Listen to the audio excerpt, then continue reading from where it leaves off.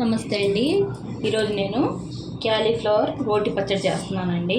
దానికి కావాల్సిన పదార్థాలు క్యాలీఫ్లవర్ అండి, పచ్చిమిరపకాయలు అండి. క్యాలీఫ్లవర్ పెద్ద పువ్వులో సగం అండి, 15 పచ్చిమిరపకాయలు అండి కోసుకొని పెట్టుకున్నాను. మినపప్పు అండి, పొట్టు మినపప్పు,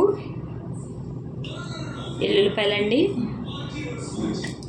జీలకర్ర అండి, చింతపండు అండి, చిన్న నిమ్మకాయ సైజు నానబెట్టుకుని ఉంచుకున్నానండి. ముందు కడాయి పెట్టుకున్నాను, కడాయి వేడెక్కింది, నూనె వేసుకుందామండి.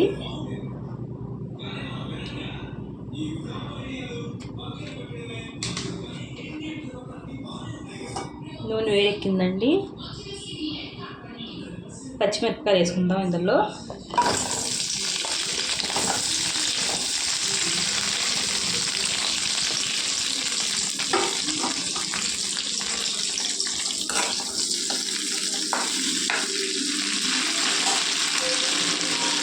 పచ్చిమిరపకాయలతోటి పొట్టు మినపప్పు కూడా వేసుకున్నామండి. మినపప్పు తొందరగా దీంతో ఎగిపోతాయండి.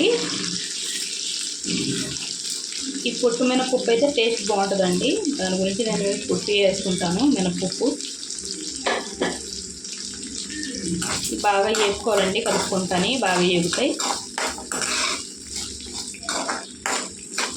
నేను కొత్తిమీర కూడా కొద్దిగా వేస్తున్నానండి, లైట్గాని. పచ్చడిలో టమాటా అయినా వేసుకోవచ్చండి, చాలా టేస్టీగా ఉంటుంది అలాగా రోటి పచ్చడి.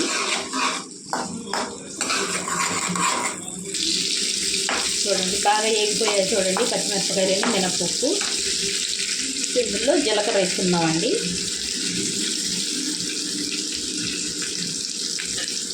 నేను కొద్దిగా ఎక్కువ వేసానండి జీలకర్ర, 2 స్పూన్లు వేసుకున్నాను, టీ స్పూన్లు. ఇది కొద్దిగా వేగనివ్వాలండి జీలకర్ర.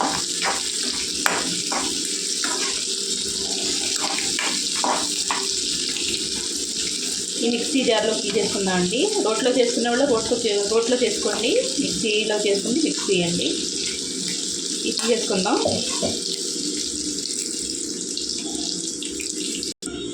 చూడండి మిక్సీలో తీసేసుకున్నానండి జార్లోకి. ఇవి వేసేసుకుందామండి క్యాలీఫ్లవర్ ముక్కలు.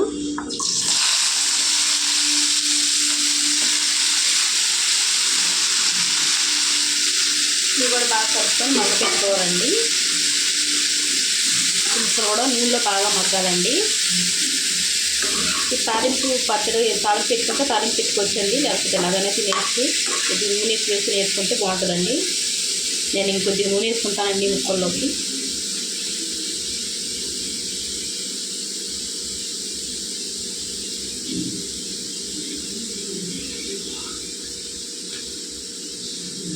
క్యాలీఫ్లవర్ ఎలా వండుకున్నా చాలా టేస్టీగా ఉంటుందండి. ఈ మూత పెట్టి మగ్గించుకుందామండి ముక్కలకి. చూడండి ఎలా వేగాయో, నూనెలో బాగా వేగిపోయాయండి. కొద్ది కొత్తిమీర వేసుకుందామండి. ఇది కూడా బాగా కలిపేసుకుంటే వేగిపోద్దండి ఇందులోనే.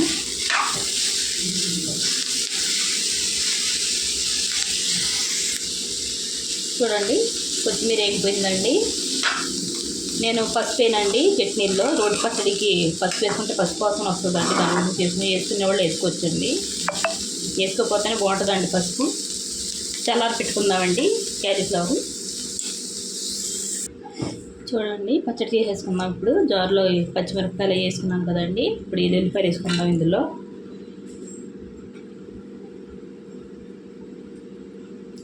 నానబెట్టుకున్న చింతపండు అండి, చిన్న నిమ్మకాయ ఎంత సైజు. పులుపుకు తగ్గట్టు వేసుకోవాలండి. కారం కూడా కొద్దిగా ఎక్కువే ఉండాలండి, పచ్చడికి బాగుంటుంది. రుచికి తగినంత ఉప్పు వేసుకుందామండి.